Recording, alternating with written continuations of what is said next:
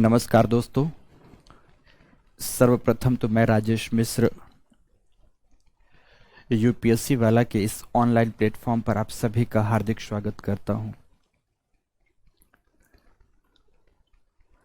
आज हम इस प्लेटफॉर्म पर इस बात को साझा करने के लिए एकत्रित हुए हैं कि वैकल्पिक विषय के रूप में किस विषय का चयन किया जाए।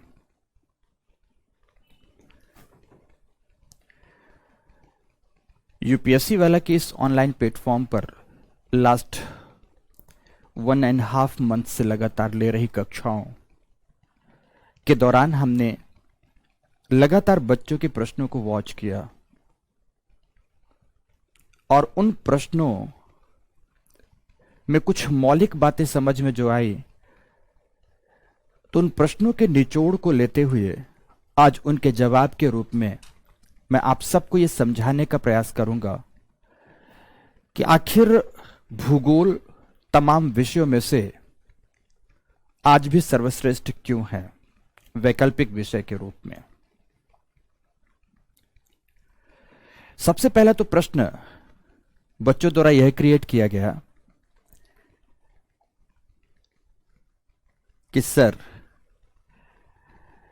हम ज्योग्राफी ही एक वैकल्पिक विषय के रूप में क्यों चयनित करें, जबकि हमारे सामने कई विषय हैं एटसेट्रा एटसेट्रा, तमाम एक्स वाई जेड सब्जेक्ट्स के नाम लिखे गए, हम उन्हें क्यों ऑप्ट ना करें। दूसरा, रिजल्ट के परिप्रेक्ष्य में कुछ बातें की गई कि सर, अगर वर्तमान परिप्रेक्ष्य में देखा जाए तो यूपीएससी में रिजल्ट्स सर्वाधिक संख्या में किस वैकल्पिक विषय से जुड़े विद्यार्थियों का प्राप्त हुआ है। तो दूसरे नंबर पर सर, ऐसा कौन सा विषय है जो सर्वाधिक अंकदायी है, जिसे लेकर हम लोग अपनी मनोवांछित सफलता को प्राप्त कर पाए।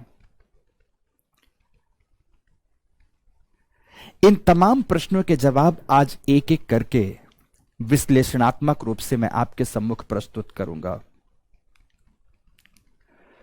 शुरुआत करता हूं मित्रों यहां से, दोस्तों यहां से, कि भूगोल विषय की अगर प्रकृति देखी जाए तो यह मानव जीवन से नितांत रूप से जुड़ा हुआ है। एक शिशु पृथ्वी पर जन्म लेता है, जैसे ही पहली निगाहें खोलता है प्रकृति को समझने का प्रयास करता है। घर की चार दीवारी से बाहर निकलता है, अपने सामने विराट सत्ता स्वरूप प्रकृति को देखता है, प्रकृति को समझने का प्रयास करता है कि आखिर हमारे घर के बगल से अपवहित होती हुई, प्रवाहित होती हुई नदियों की कलकल धारा का महत्व क्या है मानव जीवन के लिए। दूर दूर तक फैले हुए ये मैदान हमारे लिए किस रूप में उपयोगी हैं। तो जो ये गगनचुंबी पर्वत शिखाएं नजर आ रही हैं, इन सब का महत्व क्या है प्रकृति के संदर्भ में, मानव जीवन की दृष्टिकोण से। यह तमाम बातों को समझने का प्रयास बरबस ही यह अंतश मन करता है। हम अपने जीवन को जन्म से मृत्यु तक कैसे सफल बना सके, कैसे सुखद बना सके, इन तमाम बातों को जानने का प्रयास जब ये अंतर्मन करता है, तो उनके जवाब में जो एक एक प्रक्रियाएं आ रही होती हैं, उन प्रक्रियाओं का संबंध विशुद्ध रूप से भूगोल विषय से होता है। इसलिए मैं यह कहता हूं कि यह आपके दैनंदिन जीवन से जुड़ा हुआ विषय है। परिभाषा के रूप में इस विषय को यह कहा जाता है कि मानव एवं प्रकृति के मध्य के अंतर संबंधों को जानने का वैसा विषय जो अहर्निश निश दिन मानव कल्याण की विचारधारा को लिए हुए आगे बढ़ने का प्रयास करता है, वह भूगोल है। अर्थात इसकी प्रकृति ही वेलफेयरिस्टिक है, इसकी प्रकृति ही मानवोचित है। पर मानवोचित होते हुए चूंकि प्रकृति के साथ का इसका संबंध है, इसके लिए प्राण तत्व के रूप में कार्य करता है। रही बात मित्रों यूपीएससी में आपके आईएएस बनाने की, तो आज मैं एक एक क्रम से बात करता हूं। लास्ट 5 ईयर के अगर रिजल्ट्स के पैमाने को देखा जाए, पहली बात यहां मैं कहना चाहूंगा, किसी भी प्रकार के र्यूमर्स और मिथ में जाने का अधिकार आपका बनता है। आप चाहो तो जाओ या ना चाहो तो नहीं जाओ। आपके सामने सबसे अच्छा पैरामीटर है यूपीएससी की वेबसाइट। वास्तविकता पर जाकर अगर झांकने का प्रयास करना है और विश्लेषण करने का प्रयास करना है तो यूपीएससी की वेबसाइट्स में जाइए, लास्ट 5 ईयर 10 ईयर्स के रिजल्ट्स को देखिए कि आखिर किस विषय से सर्वाधिक रिजल्ट आए हैं। आज बाजार में इस बात को लेकर र्यूमर फैलाया जाता है कि अगर अनुपात की दृष्टिकोण से देखा जाए तो भूगोल में रिजल्ट कम है। लेकिन मित्रों, अनुपात किस तरह से एक भ्रम पैदा करता है, इस बात का भी विश्लेषण हम लोग चलिए यहां पर कर लेते हैं। बस एक लाइन में कहूंगा कि यह विषय है लास्ट 5 to 10 ईयर यूपीएससी के डेटा के आधार पर मैं कहना चाहूंगा, जिसमें सर्वोत्तम एवं सर्वाधिक अंक विद्यार्थियों ने गेन किए हैं, ना केवल इंग्लिश माध्यम में बल्कि हिंदी माध्यम में भी। उदाहरण से बताऊंगा, अपने विद्यार्थियों के उदाहरण से बताऊंगा। हिंदी माध्यम में भी सर्वोत्तम अंक इस विषय से विद्यार्थियों ने गेन किए हैं, पहला। तो दूसरा, विगत वर्षों में लगातार सर्वाधिक संख्या में यूपीएससी में रिजल्ट देने वाला अगर कोई विषय रहा है तो वह भूगोल ही रहा है। अगर अपवादात्मक वर्षों को छोड़ दिया जाए तो संख्यात्मक रिजल्ट देखे जाएं, आंकिक रिजल्ट्स देखे जाएं, तो यह विषय आपके पृष्ठभूमि में एक नई इबारत लिखने का काम करेगा। और उस इबारत की कहानी आज आप इस कक्षा से समझेंगे और समझने का प्रयास करिएगा भी मेरे दोस्तों। अगर मैं इस विषय के रूप में बात करूं कि हम क्यों लें, तो सबसे पहली बात यहां से शुरू होती है कि अगर आप वैकल्पिक विषय भूगोल का चयन करते हैं, तो पिछले जो रिजल्ट देखने में आए हैं, उन रिजल्टों का आधार यहां पर इन विश्लेषणों से समझिए। सबसे पहले आपको प्रीलिम्स लेवल का, प्रारंभिक परीक्षा का पड़ाव प्राप्त करना होगा। प्रारंभिक परीक्षा में आप सभी के सभी जानते हैं कि प्रत्येक वर्ष 10 लाख से अधिक लोग फॉर्म अप्लाई करते हैं और लगभग 5 से 6 लाख बच्चे एग्जाम देते हैं। औसत रूप से बात करेंगे, लगभग 5 से 6 लाख बच्चे एग्जाम देते हैं। उन 5 से 6 लाख बच्चों में ध्यान से लगभग 40,000 से लेकर 50,000 की संख्या में जो विद्यार्थी होते हैं वह ज्योग्राफी वैकल्पिक विषय वाले होते हैं। कंपैरिजन देखिएगा, प्रारंभिक परीक्षा के स्तर से चीजों को शुरू करता हूं। 40 से 50,000 विद्यार्थी ज्योग्राफी वैकल्पिक विषय वाले होते हैं। ऐसा भी है कि अगर अदर बैकग्राउंड्स में से देखे जाएं, जैसे इतिहास है एवं अन्य कुछ विषय हैं, उन बैकग्राउंड्स में से हिंदी साहित्य है, उनमें से किसी में 50,000 स्टूडेंट्स होंगे तो किसी में 45,000 स्टूडेंट्स होंगे। ऐसी कुछ संख्या उन वैकल्पिक विषयों के साथ होती है, जो कि इतनी संख्या में ले रहे होते हैं। जवाब आगे का दूंगा। ज्योग्राफी वैकल्पिक विषय वाले बच्चों में से सफल विद्यार्थियों का लगभग इसमें से रिजल्ट होगा कितना? लगभग 3000। ये सफल विद्यार्थी होंगे, सफल। और वो सफल किस संदर्भ में? Prelims qualify. प्रीलिम्स क्वालिफाई कितने विद्यार्थी लगभग करते हैं प्रत्येक वर्ष? लगभग 3000 विद्यार्थी क्वालिफाई करते हैं। बट इन विषयों से अगर आप देखेंगे, इन विषयों से देखेंगे तो प्रीलिम्स क्वालिफाई में इतिहास विषय से संख्या दूसरी सर्वाधिक आपको देखने में आएगी, जो कि लगभग 2000 के आसपास होती है, 2000 के आसपास होती है। और बाकी अदर सब्जेक्ट में 2000 से लेकर 2500 के आसपास होती है। और बाकी अगर अदर सब्जेक्ट्स में देखेंगे तो इनकी संख्या कुछ ऐसी होगी, 1500 के आसपास होगी या 1000 के आसपास होगी। ऐसे कुछ विद्यार्थी मित्रों सफल हो रहे होते हैं प्रारंभिक परीक्षा में। मीन्स अगर संख्यागत रूप से देखेंगे तो इस विषय का चयन करने वाले विद्यार्थियों की संख्या अधिक है, बट प्रीलिम्स क्वालिफाई करने वालों में सर्वाधिक संख्या, यूपीएससी के आंकड़ों के आधार पर देखिएगा, सर्वाधिक संख्या किसी और की नहीं बल्कि भूगोल विषय के विद्यार्थियों की होती है। अब आप इसका परसेंटेज निकाल सकते हो कि कितने प्रतिशत रिजल्ट आ रहा है, कितने प्रतिशत।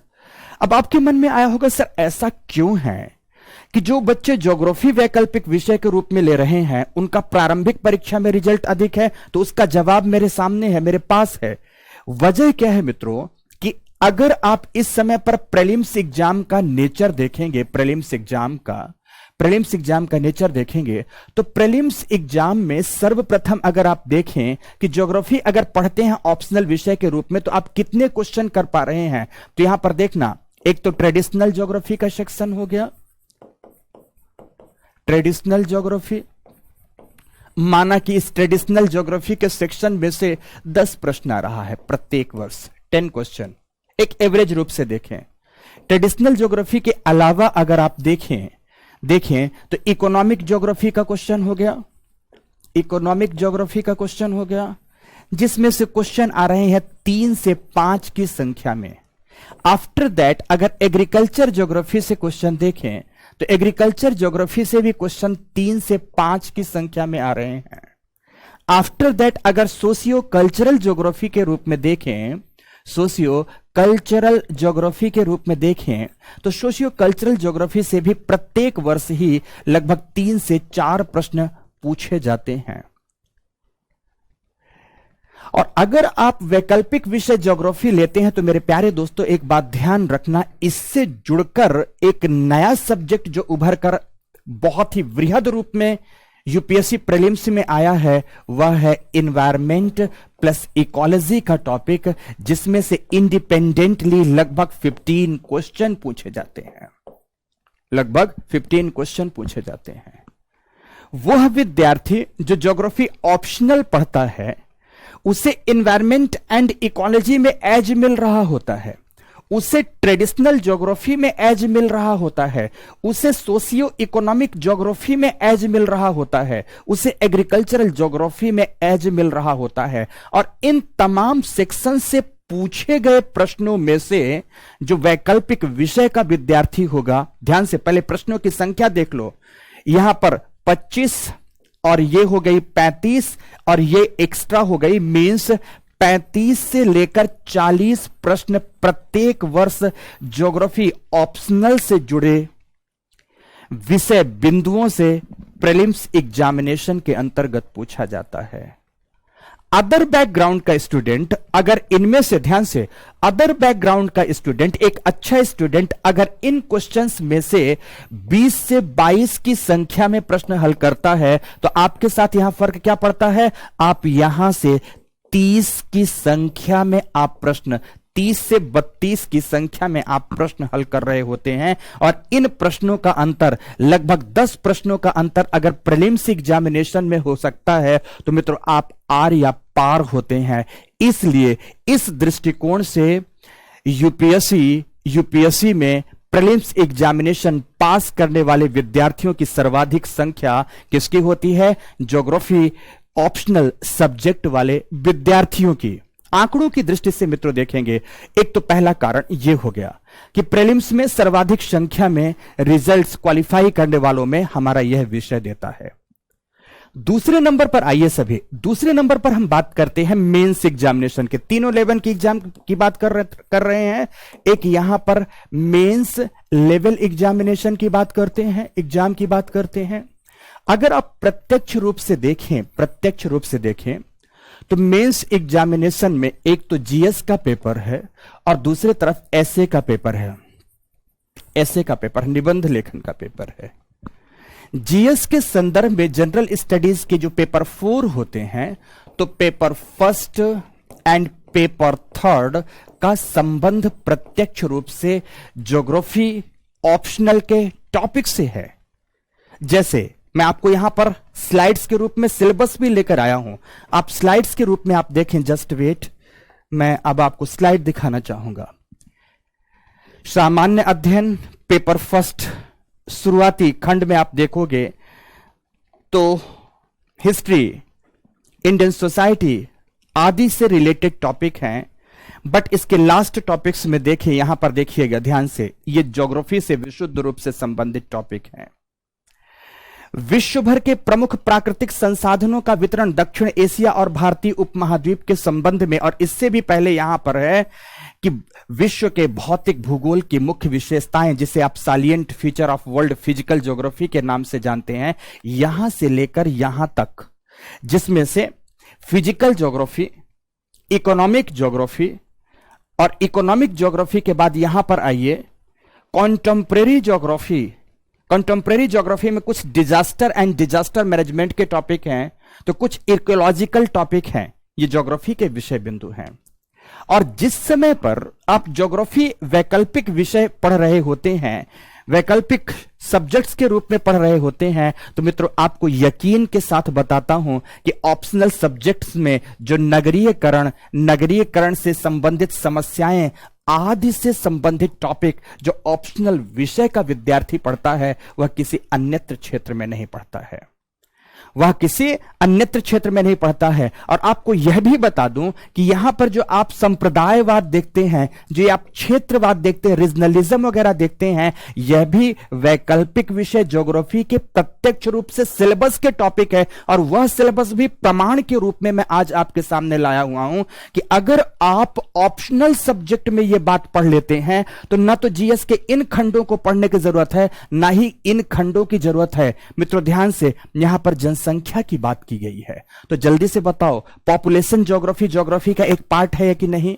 अगर आप ज्योग्राफी ऑप्शनल के रूप में पढ़ते हैं, तो क्या पॉपुलेशन एंड पॉपुलेशन से रिलेटेड किसी भी प्रकार का इश्यू है, उसे अलग से यहां पढ़ने की जरूरत पड़ेगी क्या? आपका जवाब होगा निश्चित रूप से सर नहीं। अगर हमने यहां पर पढ़ लिया है ऑप्शनल विषय में, तो इसे पढ़ने की हमें कोई आवश्यकता नहीं है। अर्थात आप पूरे के पूरे इस पेज में देखें, ज्यादातर मुद्दे आपके अपने वैकल्पिक विषय से जुड़े हुए होंगे, जिन्हें जीएस में आपको अलग से पढ़ने की कोई जरूरत नहीं है।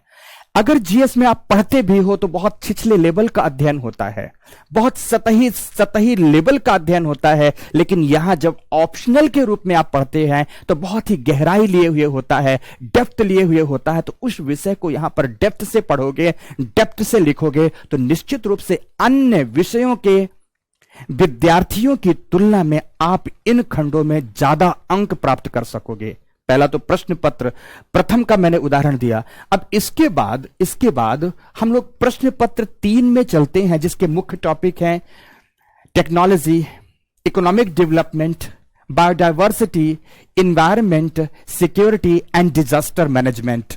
आपके सामने टॉपिक लिखा है, तो मुझे इन टॉपिक के मूल बिंदुओं को ही ले लो। आपदा प्रबंधन की अगर हम बात करें, तो आपदा एवं आपदा प्रबंधन में भूकंप है, सुनामी है, ज्वालामुखी है, लैंडस्लाइड है, क्लाउड बर्स्ट है, साइक्लोन है, तमाम प्रकार की फिजियो क्लाइमेटिक जो डिजास्टर्स हैं, फ्लड है, ड्रॉट है, एवलॉन्च है, इन सबको आप कहां पर पढ़ते हो मेरे प्यारे दोस्तों? इन सब का अध्ययन आप तरीके के साथ कहां पर करते हो? ज्योग्राफी ऑप्शनल में। अगर आपने ऑप्शनल पढ़ा तो इस टॉपिक को यहां पढ़ने की कोई जरूरत नहीं है, और ज्योग्राफी ऑप्शनल का ही मित्रों एक टॉपिक है। अगर आप फिजिकल ज्योग्राफी पढ़ते हैं तो फिजिकल ज्योग्राफी का चौथा एवं पांचवा टॉपिक वर्ल्ड फिजिकल ज्योग्राफी में बायो इन्वायरमेंटल ज्योग्राफी का है। वहां इतना विस्तार से बायो इन्वायरमेंटल इश्यूज की चर्चा की जाती है कि जीएस से भी कहीं अधिक विस्तृत विस्तार और गहराई का अध्ययन हम इस टॉपिक में करते हैं।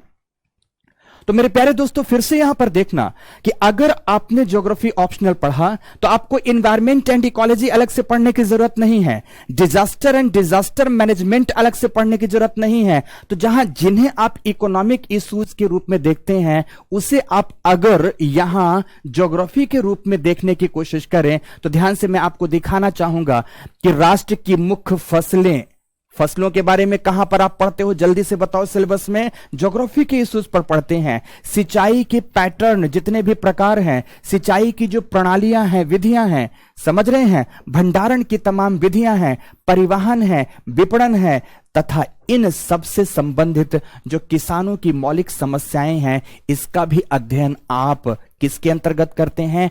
एग्रीकल्चरल ज्योग्राफी के अंतर्गत करते हैं।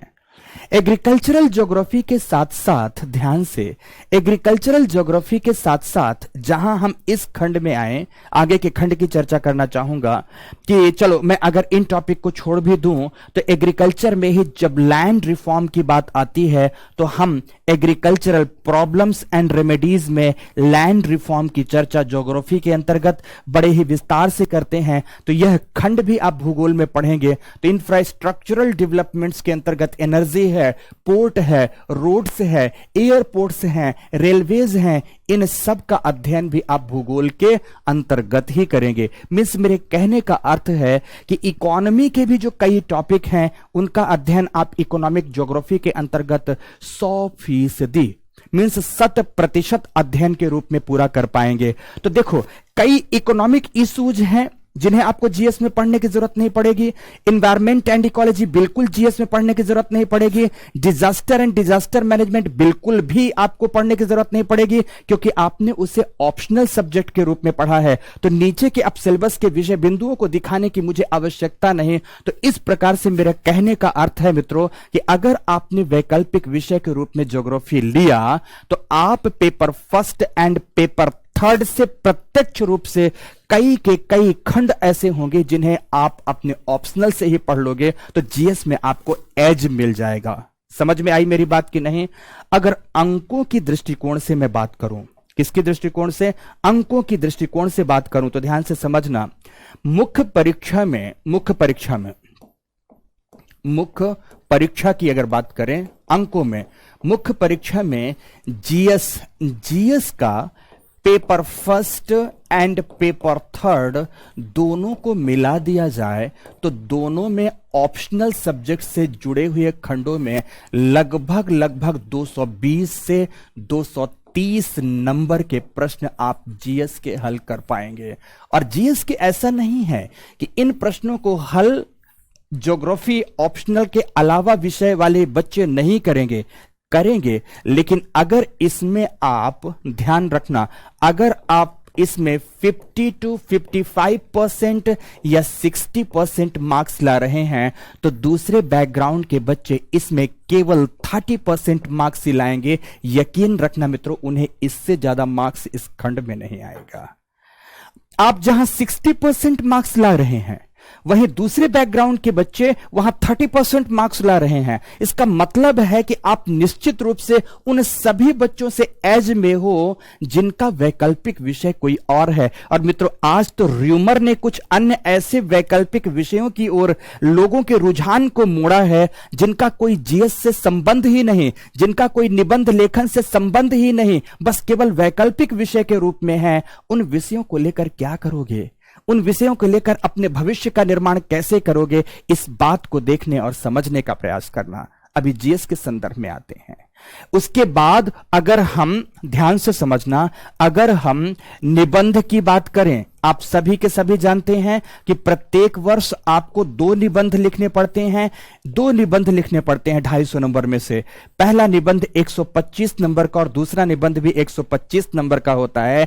और आज अगर किसी भी वर्ष के निबंध को देखा जाए तो हर वर्ष के निबंध में कहीं ना कहीं आप वेलफेयरिस्टिक अप्रोच देखेंगे, कहीं ना कहीं आप सस्टेनेबल डेवलपमेंट या इंक्लूसिव डेवलपमेंट्स की ओर झुके हुए निबंध का अप्रोच देखेंगे। जैसे लास्ट ईयर आए हुए निबंधों में कई बच्चों ने कहा कि फिलोसॉफिकल निबंध हैं।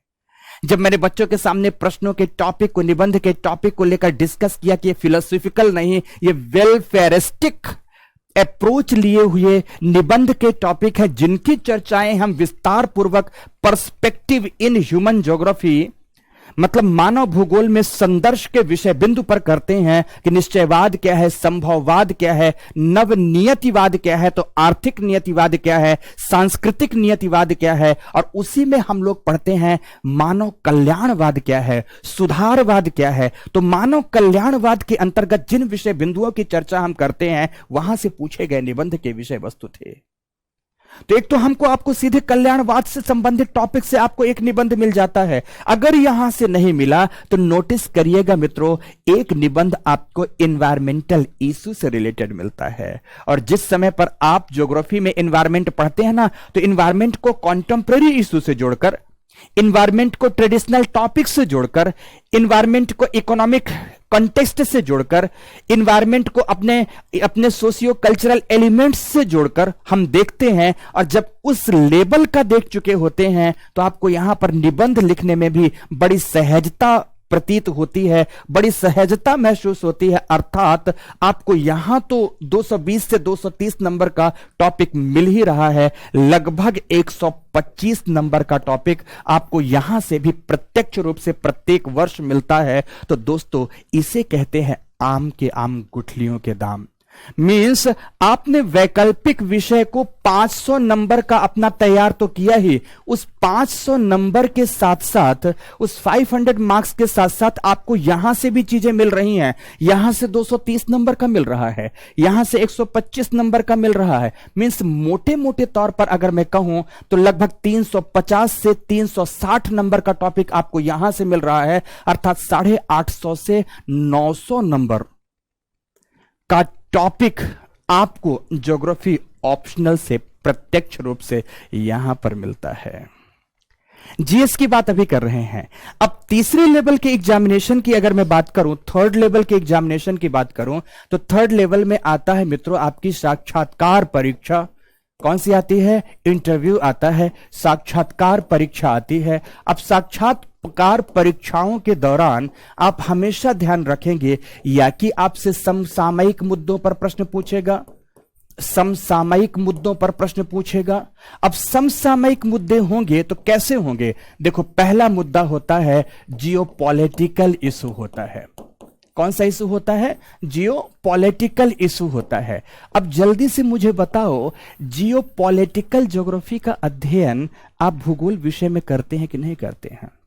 जियो का मतलब क्या है? पृथ्वी, और पॉलिटिकल का मतलब क्या है? राजनीति, अर्थात पार्थिव मुद्दों से जुड़ा हुआ राजनीति।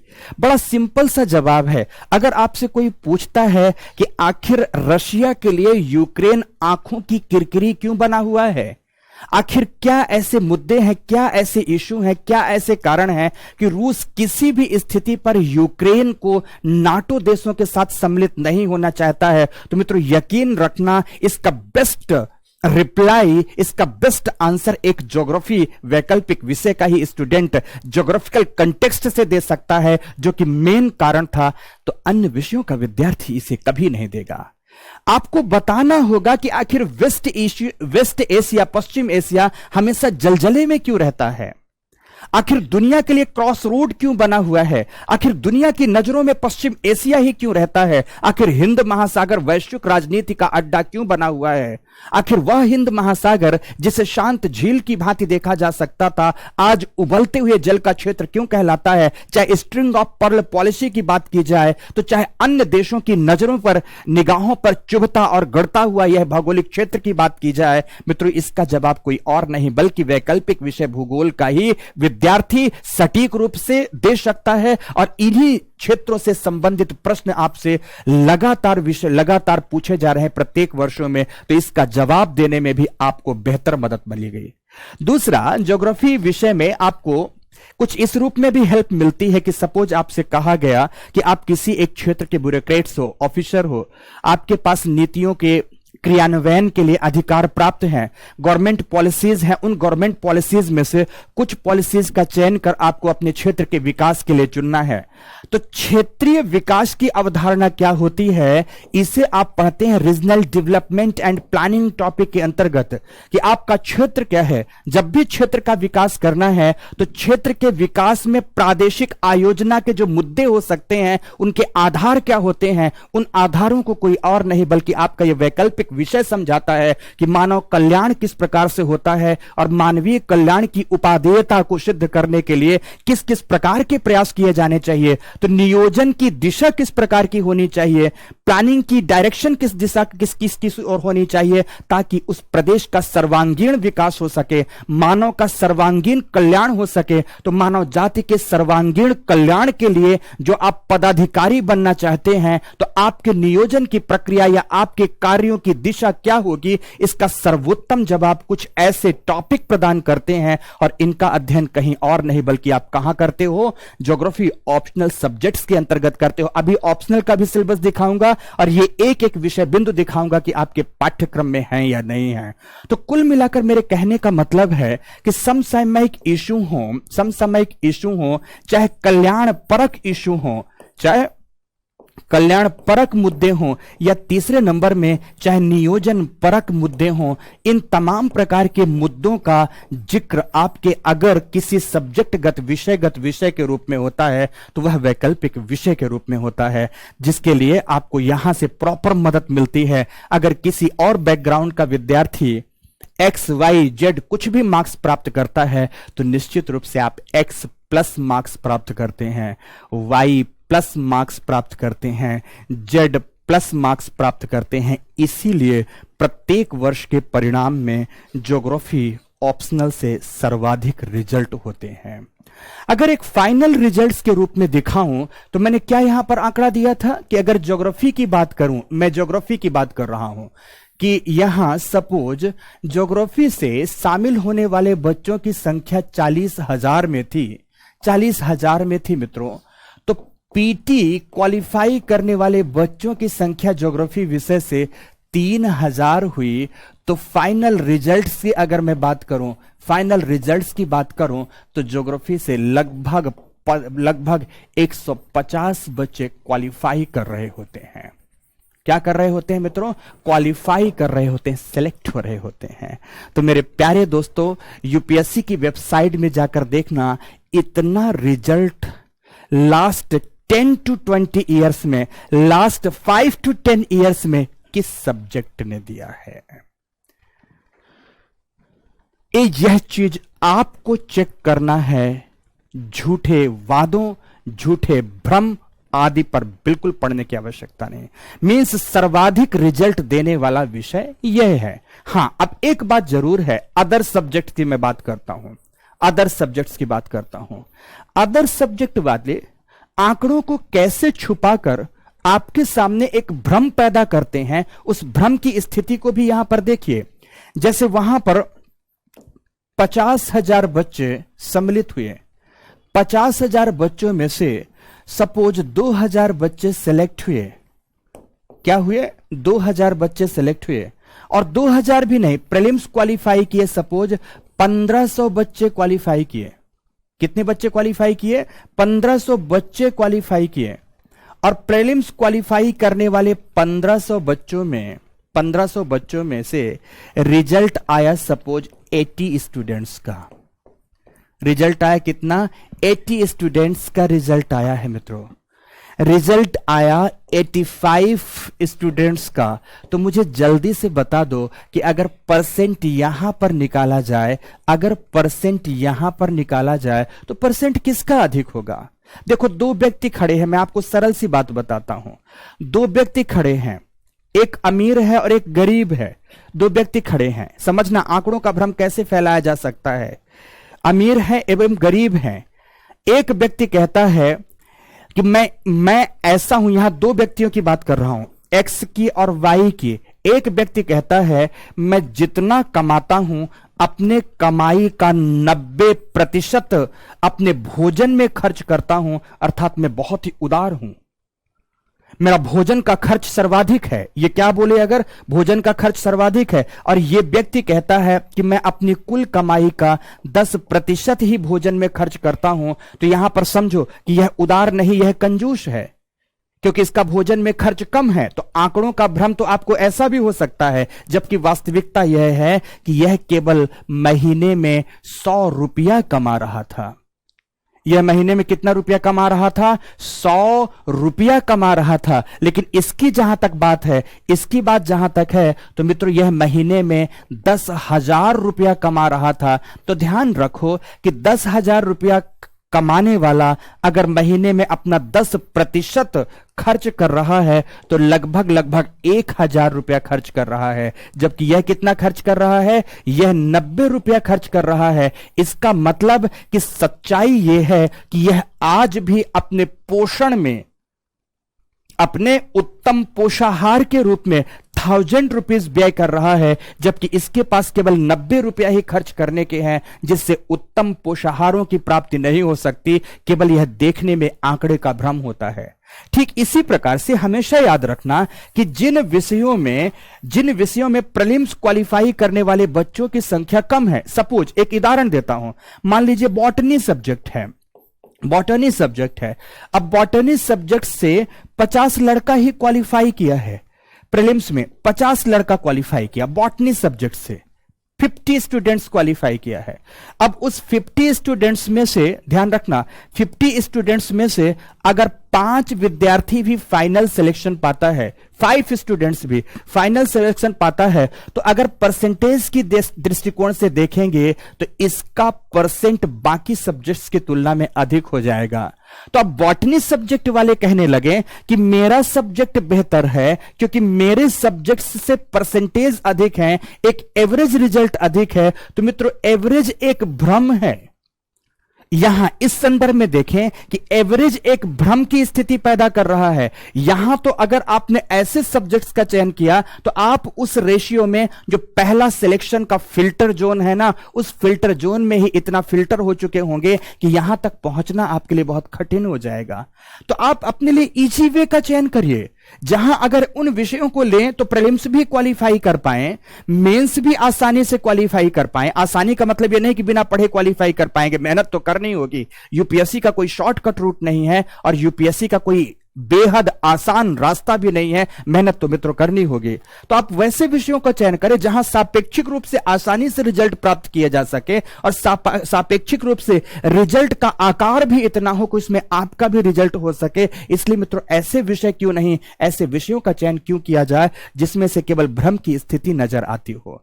तो ऐसे विषयों का चयन करने की आवश्यकता नहीं है। रिजल्ट्स जिन विषयों का प्रीलिम्स में जितना कम होगा पार्टिसिपेशन, उनमें से फाइनल रिजल्ट का पोर्शन या पार्टिसिपेशन प्रतिशत की दृष्टिकोण से आपको अधिक दिखेगा। अब आपके ऊपर है कि आप यहां पर वास्तविकता को समझने की कोशिश करते हैं या नहीं करते हैं। तो पहली बात, प्रीलिम्स क्वालिफाई करने वाले बच्चों की संख्या सर्वाधिक ज्योग्राफी विषय से। दूसरा, फाइनल रिजल्ट्स आने वाले बच्चों की संख्या सर्वाधिक ज्योग्राफी विषय से। अब तीसरे विषय की ओर चलते हैं, जो मिथ था उस मिथ को तोड़ने की कोशिश करते हैं। देखो, एक बात अब यहां पर आती है, एक बात यहां पर आती है कि आखिर ज्योग्राफी से अंक प्राप्त होते हैं नहीं, अंक प्राप्त होते हैं या नहीं? तो मेरा जवाब सुनना, मेरा जवाब, पहला जवाब, अगर एवरेज रिजल्ट्स की बात देखी जाए, एवरेज की बात की जाए, एवरेज की बात मैं करूं, अगर एवरेज अंक की बात करूं, मार्क्स की बात करूं, तो इससे मैक्सिमम प्राप्त होते हैं, मैक्सिमम प्राप्त होते हैं। पहली बात बता दूं।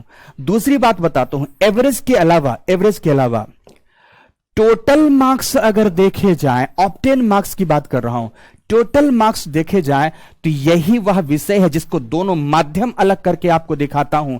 एक तो इंग्लिश मीडियम का भी दिखा देता हूं, जिसमें से 329 नंबर, 336 नंबर, 343 नंबर तक लास्ट ईयर्स में प्राप्त हुए हैं। ऐसा कौन सा विषय है जहां ऐसे मार्क्स प्राप्त हुए हैं? तो दूसरी तरफ हिंदी माध्यम की बात कर रहा हूं, हिंदी माध्यम की बात कर रहा हूं, हिंदी मीडियम की बात कर रहा हूं, हिंदी सब्जेक्ट की बात नहीं, हिंदी मीडियम की बात कर रहा हूं। यही वह विषय है जिसमें किसी दूसरे के विद्यार्थियों का रिजल्ट नहीं बताता, मैं अपने विद्यार्थी का रिजल्ट प्रत्यक्षम किम प्रमाणम के रूप में बताता हूं कि हिंदी मीडियम में इस विषय ने 316 अंक दिए हैं, 306 अंक दिए हैं। अभी उदाहरण आपको देना चाहूंगा, उत्तर प्रदेश के बरेली जिले में, रायबरेली जिले में एक छोटा सा प्लेस है अमेठी। अमेठी में मेरा ही अपना एक स्टूडेंट्स जिसका नाम है मयंक द्विवेदी, पोस्टेड है डीएसपी रैंक में। उस साल वो यूपीएससी क्वालिफाई नहीं कर पाया था, बट मैं मार्क्स यूपीएससी का बता रहा हूं। पोस्टेड है डीएसपी रैंक पर। उसके अंक की बात करता हूं, हिंदी माध्यम का सर्वाधिक स्कोर।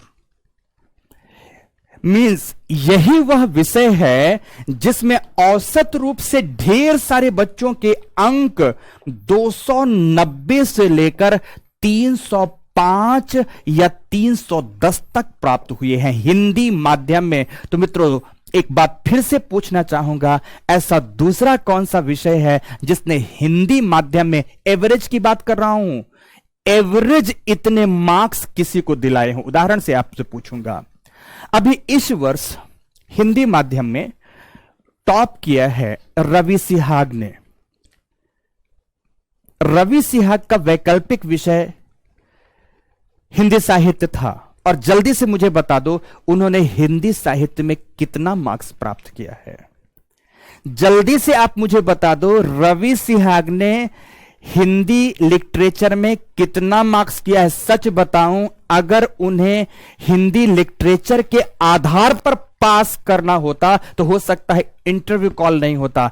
उन्हें हिंदी साहित्य की वजह से सफलता नहीं मिली, उन्हें हिंदी साहित्य की वजह से टॉप रैंकिंग नहीं मिली है। उन्हें याद रखना, उन्हें जीएस के परफॉर्मेंस के बेसिस पर, उन्हें निबंध के परफॉर्मेंस के बेसिस पर, उन्हें इंटरव्यू के परफॉर्मेंस बेसिस के आधार पर सफलता मिली है।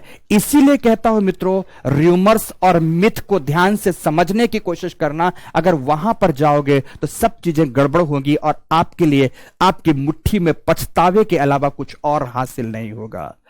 पर ज्योग्राफी में अभी इन वर्षों पर भी देखें, 290 से लेकर 300 के बीच में रिजल्ट लाने वाले बच्चों की संख्या कई की है, लेकिन उन्होंने कुछ विशेष कारणों से अन्य क्षेत्रों में परफॉर्म ठीक नहीं कर पाया, अन्य क्षेत्रों में पूरे क्वेश्चंस को हल नहीं कर पाया, इसलिए उन्हें सफलता उस हिसाब से नहीं मिली कि उनकी सफलताओं को बाजार में भुनाया जा सके। मित्रों, यह बाजारवाद बना दिया गया है और बाजारवाद में चीजों को बचने की जरूरत है, आप सबको बचने की जरूरत है। तो कुछ वास्तविकताओं को इस रूप में समझिए कि अगर मार्क्स कुछ इस रूप में, इससे एवरेज मार्क्स के रूप में इस प्रकार से प्राप्त हो रहे हैं, तो फिर क्यों ना वैकल्पिक विषय के रूप में ज्योग्राफी ऑप्शनल ही चुना जाए। ध्यान से, इतनी बात आपने अभी किसके संदर्भ में समझा? ऑप्शनल के इटसेल्फ के बारे में समझा कि इतना अंक प्रदान करता है। जीएस के संदर्भ में समझा कि इतना प्रकार से इसकी महत्ता है। तो मैंने अभी कौन कौन सी बातें बताई? पहली, प्रीलिम्स क्वालिफाई सर्वाधिक, मेंस क्वालिफाई मतलब फाइनल रिजल्ट्स में देखो सर्वाधिक, एसए में पार्टिसिपेशन, अगर अपवादात्मक वर्षों को छोड़ दिया जाए तो प्रत्येक वर्ष एक एसए आपको मिल रहा है। इंटरव्यू में परफॉर्म करने में सर्वाधिक हेल्पिंग और हेल्पफुल सब्जेक्ट्स के रूप में साबित होता है। तो नेक्स्ट, अपने आप में इसमें उत्तम मार्क्स आते हैं, सर्वोत्तम सर्वोत्तम मार्क्स आते हैं। मैं यह कह सकता हूं हिंदी माध्यम में भी सर्वोत्तम मार्क्स देने वाला विषय है। क्यों? क्योंकि इसकी प्रकृति साइंटिफिक है।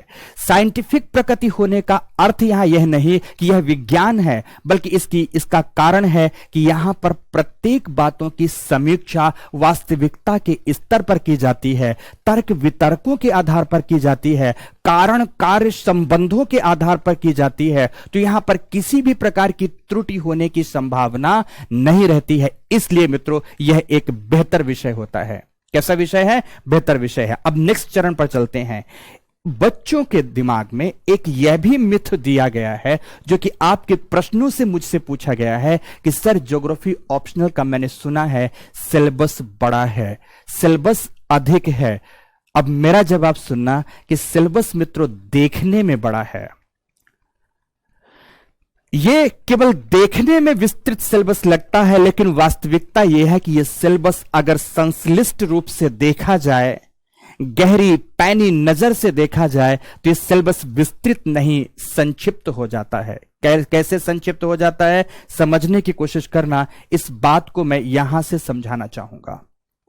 यहां आपको सिलेबस के विषय बिंदु लिखे हुए हैं। मैं सिलेबस को विस्तार भी आगे दिखाऊंगा।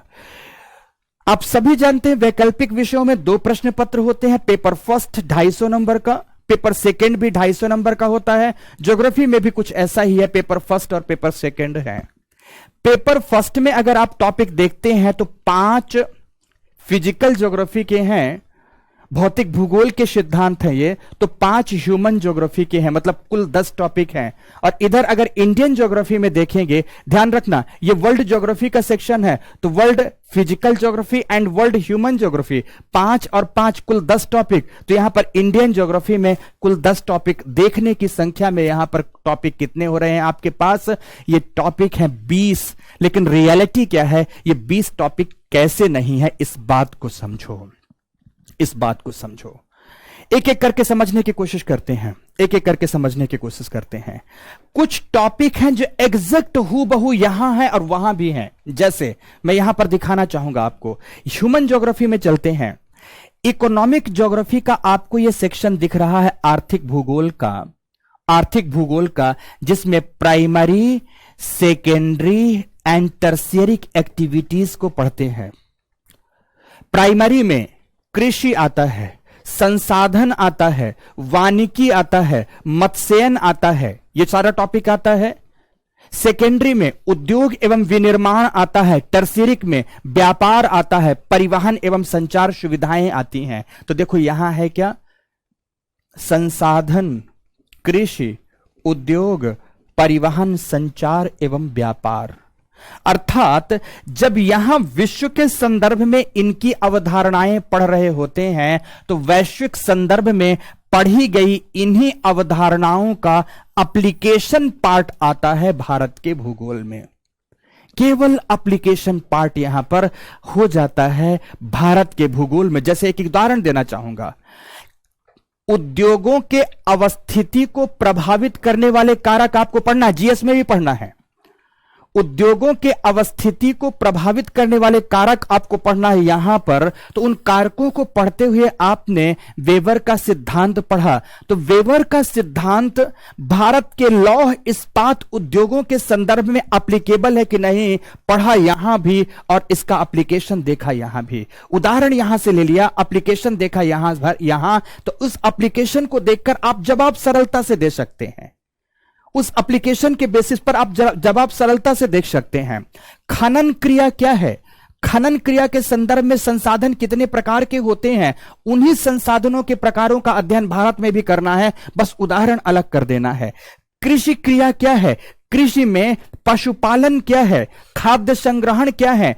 कृषि के विभिन्न स्वरूप कौन कौन से हैं? विभिन्न स्वरूप में बागानी कृषि क्या है?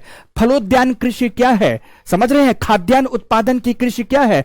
कृषि के संबंध मौलिक समस्याएं या चुनौतियां कौन कौन सी हैं, पढ़ते यहां पर है। एप्लीकेशन भारत के संदर्भ में भी देखते हैं। अर्थात कुल मिलाकर ये 2 टॉपिक एक दूसरे से क्वाइट डिफरेंट ना होकर एक दूसरे से जुड़े हैं, एक दूसरे से जुड़े हैं। हां, यह बात अवश्य है कि यहां जितनी बातें पढ़नी है, यहां थोड़ी सी बातें अगर आप एडिशन कर दिया तो ये 2 टॉपिक एक साथ आपके पूरे हो गए। एक साथ पूरे हो गए। अब देखो यहां आपको पढ़ना है जनसंख्या और बस्ती भूगोल पढ़नी है, समझने की कोशिश करना। जैसे आपने देखा यहां पर बस्ती भूगोल, तो जल्दी से बताओ यहां भी बस्ती लिखा है कि नहीं है, अर्थात बस्ती भूगोल का टॉपिक यहां भी पढ़ना है, यहां भी पढ़ना है। ग्रामीण बस्तियों के प्रकार प्रतिरूप, ग्रामीण बस्तियों की संरचना, ग्रामीण बस्तियों की पर्यावरणीय समस्याएं, ये तमाम बातें यहां भी पढ़नी है तो यहां भी पढ़ना है। तो नगरीयकरण की अवधारणा यहां भी पढ़नी है तो यहां भी पढ़नी है। प्राइमेट सिटी कॉन्सेप्ट यहां भी पढ़ना है तो उसका एप्लीकेशन यहां भी देखना है। रैंक साइज रूल अगर यहां पढ़ना है तो उसका एप्लीकेशन केवल यहां पर भी देखना है। अर्थात आपको कई टॉपिक हूबहू वैसे का वैसे मिल जाते हैं। अर्थात पढ़ना एक जगह है और पढ़ना एक जगह है, टॉपिक दोनों जगह के कवर हो रहे हैं। अर्थात ये दो टॉपिक ना होकर एक टॉपिक है। इससे पहले दिया है जनसंख्या भूगोल। ये जो सांस्कृतिक विन्यास का टॉपिक है ना मित्रों, इसमें पॉपुलेशन से संबंधित ही विभिन्न प्रकार की बातें दी गई हैं, जैसे जनसंख्या वृद्धि, जनसंख्या वितरण, जनसंख्या घनत्व, जनसंख्या संबंधी महत्वपूर्ण समस्याएं, जनसंख्या की साक्षरता, जनसंख्या लिंगानुपात, जनसंख्या में आयु संरचना, जनसंख्या में धर्म वर्ग। ये तमाम चीजें आप यहां पढ़ते हो तो यहां भी आपको पढ़ना है। अर्थात ये जो जनसंख्या का टॉपिक यहां दिया है, यहां सांस्कृतिक विन्यास के अंतर्गत पढ़ना है। ये भी दो टॉपिक नहीं बल्कि एक ही टॉपिक है, दो अलग अलग टॉपिक ना होकर एक ही टॉपिक है। कई तो सब टॉपिक्स भी हूबहू आपको मिलते हुए नजर आएंगे जिन्हें अलग पढ़ने की जरूरत नहीं होती है। यहां पर देखो आप प्रादेशिक आयोजना लिखा हुआ है, रीजनल प्लानिंग लिखा है, तो यहां पर भी देखो प्रादेशिक विकास एवं आयोजना का टॉपिक है। तो जिस कॉन्सेप्ट को यहां पढ़ते हो उसका एप्लीकेशन यहां पर लगाना है और उसके एप्लीकेशन को लगाते हुए कुछ कुछ टॉपिक अलग से अगर आपने पढ़ा तो एक साथ प्रादेशिक आयोजना का टॉपिक दोनों जगह तैयार हो जाएगा मित्रों, अलग से पढ़ने की जरूरत नहीं है। रही बात जहां भूगोल में मॉडल एवं सिद्धांत की बात की गई है तो यह टॉपिक भी अलग से नहीं पढ़ा जाता। जैसे मान लीजिए आपने पढ़ा जनसंख्या, तो जनसंख्या से संबंधित जो भी मॉडल है और सिद्धांत है, मान लीजिए आपको जनसंख्या में आपने मार्क्स का सिद्धांत पढ़ना था, माल्थस का सिद्धांत पढ़ना था, जननांकिकीय संक्रमण सिद्धांत आपको पढ़ना है, तो ये जो मॉडल है, मॉडल के नाम यहां लिखे हैं, पर जब हम जनसंख्या का टॉपिक पढ़ते हैं तो जनसंख्या के साथ साथ ही इस टॉपिक को पढ़ लेते हैं। इसका कहने का अर्थ मेरा यह है कि यहां जो आपको टॉपिक इतने सारे दिखते हैं वह अलग अलग नहीं है। यहां ही पॉलिटिकल ज्योग्राफी में जब हम लोग इसी पॉलिटिकल ज्योग्राफी में यहां जो राजनीतिक परिप्रेक्ष्य दिखा है, जब रिमलैंड थ्योरी की बात करते हैं, हार्टलैंड थ्योरी की बात करते हैं, तो उस संदर्भ में इसका संबंध जोड़िए अगर, तो आपको अलग से टॉपिक नहीं है, एक ही टॉपिक मिलता है। और रही बात जहां कॉन्टेम्परेरी इशू में, तो कॉन्टेम्परेरी इशू में पर्यावरणीय समस्याएं हैं, जब पर्यावरण पढ़ रहे होते हैं तब खत्म हो जाता है। देखो यहां पर जैव भूगोल एवं पर्यावरणीय भूगोल का टॉपिक है, तो जैव भूगोल और पर्यावरण का टॉपिक जब आप पढ़ रहे होते हैं तब यहां पर सारा कॉन्टेम्परेरी इशू का टॉपिक मिल जाता है। Land resource and land problem, changing land use pattern, इस यही एक सेक्शन है जहां पर सोशल फॉरेस्ट्री, एग्रो फॉरेस्ट्री, यही वह टॉपिक है जहां पर इकोलॉजिकल प्रॉब्लम्स एंड रेमेडीज, तमाम प्रकार की बातें यहां पर कर ली जाती हैं। तो जब इसे करते हैं तो ये साथ साथ होता चला जाता है। कुछ इश्यूज ऐसे हैं जिन्हें अलग से केवल डिस्कस करने हैं, जैसे इसमें से डिजास्टर के कुछ इश्यूज हैं, फ्लड है, ड्रॉट है, लैंडस्लाइड है। इन तमाम विषय बिंदुओं को अगर अलग से पढ़ लिया तो ये टॉपिक भी कवर हो गया। तो कुल मिलाकर मेरे कहने का अर्थ है कि जो इतना बड़ा आपका सिलेबस का बिंदु दिखता है, ये 20 टॉपिक दिखते हैं। इन 20 टॉपिक में से मेरे प्यारे दोस्तों आपको केवल 12 टॉपिक ही पढ़ने होते हैं। कितने पढ़ने होते हैं? केवल 12 टॉपिक ही पढ़ने होते हैं। और इन 12 टॉपिक को पढ़ते समय आपका ज्योग्राफी का पूरा सिलेबस कंप्लीट हो जाता है। और मजे की बात, इन्हीं 12 टॉपिक को पढ़ते समय आपका ऑप्शनल तो तैयार हो ही जाता है, और ऑप्शनल के साथ साथ जीएस के 2 पेपर फर्स्ट और पेपर थर्ड के तमाम विषय बिंदु भी कंप्लीट हो जाते हैं। तो मित्रों अब इससे बढ़िया बात क्या कहूं कि जीएस भी तैयार हो रहा है, क्योंकि इसको बिना पढ़े जीएस का भी काम चल नहीं सकता। या जीएस में भी आपको ये तमाम बातें पढ़नी ही हैं। तो जब जीएस में पढ़नी ही है, वैसे भी आपको एक बात बता दूं, अंतिम बातों की तरफ आपको ले जाना चाहूंगा कि अगर जीएस में आपको ज्योग्राफी के तमाम मुद्दों को पढ़ना ही है तो रियलिटी तो यह है कि ज्योग्राफी ऑप्शनल का 40 से 50% पोर्शन आपने कंप्लीट कर लिया है। वो तमाम विद्यार्थी इस बात को ध्यान रखें। ये तो आप जानते हैं ना कि जीएस में geography, environment, ecology, disaster management पढ़े बिना काम नहीं चलेगा। अगर आपने जीएस में इतना पढ़ा ही तो ऑप्शनल का 40 से 50% काम तो हो ही चुका है। रहा बात अब 40 से 50% अन्य कार्य की, तो वह 40 से 50% बातें और इसलिए पढ़नी चाहिए कि आपको इंटरव्यू में हेल्प करेगा, आपको ऐसे में हेल्प करेगा, आपकी सारी पर्सनालिटी को चेंज करने में हेल्प करेगा। इसीलिए मैं कहता हूं मित्रों, यह एक उत्तम विषय है, यह एक सर्वोत्तम विषय है जिसका प्रीलिम्स क्वालिफाई करने में योगदान, मेंस क्वालिफाई करने में योगदान, इंटरव्यू के दौरान योगदान, अपने आप में स्वयं सर्वाधिक औसत अंक एवं उच्चतम अंक प्रदान करने में योगदान, और सिलेबस के दृष्टिकोण में देखने से तो बड़ा लेकिन वास्तविकता में छोटा विषय, जिसे हम विस्तार पूर्वक, राजेश मिश्र सर आपको यकीन से बताना चाहेंगे कि जिसे हम अत्यंत ही विस्तार पूर्वक पढ़ाते हैं, जिसके लिए आपसे समय लेंगे हम 320 से लेकर 330 या 340 घंटे का। इतने समय में विषय के एक एक विषय बिंदुओं को किस प्रकार से आपको पढ़ाऊंगा यह भी बता दूं। विषय के एक एक विषय बिंदुओं को कुछ इस रूप में पढ़ाऊंगा। जैसे मान लीजिए कि मुझे टॉपिक शुरू करना है तो आपके स्लाइड के रूप में यह होगा। तो पहला टॉपिक हमें पढ़ाना है भू आकृति विकास के नियंत्रक कारक। तो सबसे पहले मैं इसे अंडरलाइन करूंगा ताकि आपको विषय का सिलेबस का टॉपिक पता रहे, और इस सिलेबस के बिंदु को खत्म करूंगा। दूसरे टॉपिक को उठाऊंगा, उसे खत्म करूंगा, और लास्ट करते करते यहां तक आपको ले आऊंगा और बोलूंगा देखो ये पूरा पोर्शन समाप्त। इस लेवल का ऑप्शनल का अध्यापन कार्य केवल एवं केवल यूपीएससी वाला के इस प्लेटफॉर्म पर ही मिलेगा मित्रों। कहीं कोई भी शिक्षक पूरे के पूरे पाठ्यक्रम के साथ इस प्रकार से जस्टिस कराता हुआ नहीं पढ़ाता है मित्रों। हां, यह बात जरूर है कि कुछ टॉपिक आज ही ध्यान रखें, कुछ टॉपिक विशुद्ध रूप से जीएस में बेहतर तरीके से और पढ़ लिए जाते हैं, उनके लिए हम कुछ होमवर्क का काम भी कराते हैं, लेकिन आपके साथ लग लग कर कराते हैं। तो कुछ बिंदुओं पर मैं आपको होमवर्क भी दूंगा ताकि आपका विषय से जुड़ाव बना रहे। कुछ बिंदुओं पर मैं आपको सेल्फ मटेरियल प्रिपेयर करने का भी कार्य सिखाऊंगा कि किस रूप में किया जाता है। तो दोस्तों मेरे साथ आइए, विषय के एक एक बिंदु को पढ़िए, सर्वोत्तम रिजल्ट और सर्वोत्तम अंक प्रदान करने वाले विषय की दिशा में बढ़िए। और यह भी ध्यान रखें कि स्वयं जिस विषय पर मेहनत किया जाता है उसका रंग तो कुछ और ही चोखा होता है, उसका रंग तो कुछ और ही निखर कर आता है। तो निखरे हुए रंगों की आभा को देखने के लिए मिलते हैं मित्रों अपनी रेगुलर कक्षाओं में। तो सभी के सभी उपस्थित होइए 3 जनवरी से अपने विषय बिंदुओं के ओरिएंटेशन के क्लास के साथ साथ, जिसमें किस प्रकार से आपको इस विषय पे अंक प्राप्त करने के लिए, सर्वोत्तम अंक प्राप्त करने के लिए मेहनत करनी होगी। उन तमाम दिशाओं की ओरिएंटेशन देते हुए मैं अपने विषय वस्तु की शुरुआत करूंगा।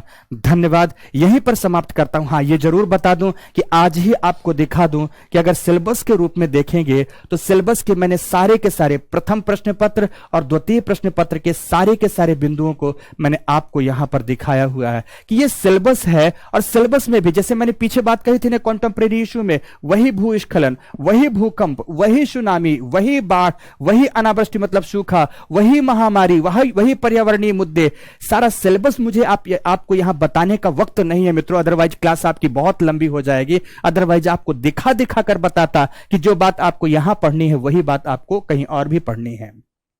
एक बस उदाहरण दे देता हूं। सपोज आपने यहां पर देखा भूकंप, सपोज आपने देखा सुनामी, तो यही भूकंप और सुनामी आप लिखा तो यहां देखते हैं, लेकिन आप चलिए जियोमॉर्फोलॉजी में आइए और जियोमॉर्फोलॉजी में अपने देखिए कि वहां भी यही भूकंप होगा, वहां भी यही सुनामी होगी। तो इसे 2 बार नहीं पढ़ना होता मेरे प्यारे दोस्तों, इसे एक ही बार पढ़ना होता है। जैसे कैसे, चलो जल्दी से देखो यहां क्या भूकंप एवं सुनामी लिखा है, तो यह है भूकंप एवं सुनामी। तो भूगोल में इस तरह से सिलेबस लिखा हुआ ज्यादा दिखता है, तो भूकंप एवं सुनामी 2 बार थोड़ी पढ़ोगे, एक ही बार पढ़ोगे।